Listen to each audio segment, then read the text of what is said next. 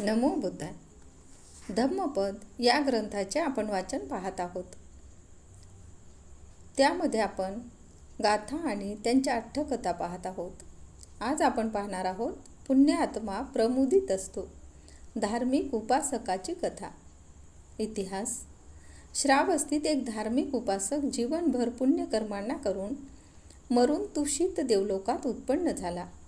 जेव्हा भिक्षूंना हे कळाले तेव्हा त्यांनी तथागताला विचारले, भिक्षूंनो, अप्रमत प्रव्रजित असो वा गृहस्थ, दोन्ही ठिकाणी प्रमोदच करीत असतो, असे बुद्ध म्हणाले व ही गाथा सांगितली. इद मोदती पेच मोदती कत्तपुय्यो उभयथ मोदती, सो मोदती सो पमोदती दिस्वा कम्म विशुद्धी मत्तनु. याचाच अर्थ, ब्रह्मलोकात मोद करतो आणि परलोकात देखील मोद करतो. मोद म्हणजे आनंदित होतो. पुण्याला दोन्ही ठिकाणी मोद करतो.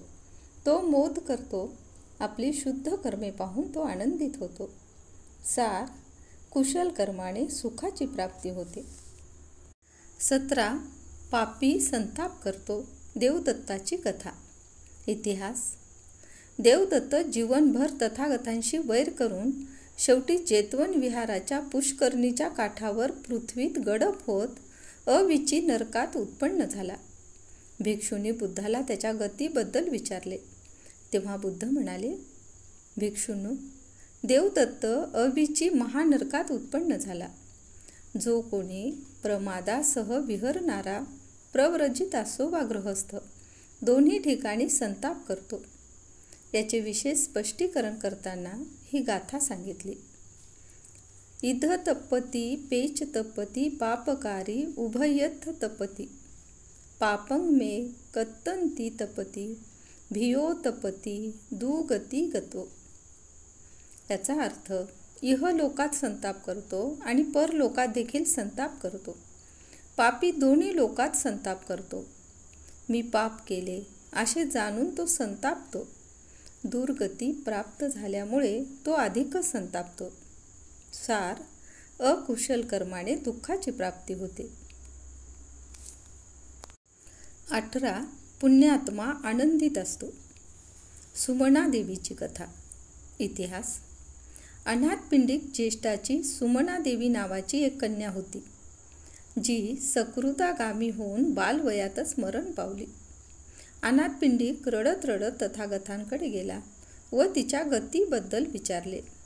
तथागतांनी, गृहपती,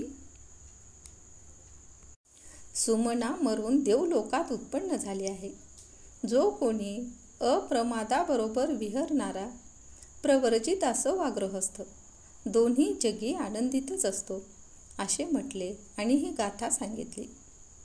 इद्ध नंदती पेच नंदती कत्तपुय्यो उभयथ नंदती, पुयं मे कत्तंती नंदती भियो नंदती सुगतिंग गतो. अर्थ, इहलोकात आनंद मानतो आणि परलोकात देखील आनंद मानतो. पुण्याला दोन्ही ठिकाणी आनंद मानतो. मी पुण्य केले आहे असे जाणून तो आनंद मानतो. तो सुगती प्राप्त झाल्यामुळे अधिकच आनंदी होतो. सार, कुशल कर्म करणारा नेहमी आनंदित असतो. यापुढे आपण काही शब्दांचा अर्थ पाहणार आहोत. पेच, परलोक, उभयथ, दोन्ही जगात, पुय्यम मे, मी पुण्य केले आहे, कत्तं, केले, सुगतिगतो, सुगतिंग गतो, सुगती प्राप्त केली, भियो, अतिशय, अधिकच. यापुढे आपण पाहणार आहोत श्रामणाचा अधिकारी. तेव्हा आमच्या चॅनलला लाईक, शेअर व सबस्क्राईब करायला विसरू नका. धन्यवाद.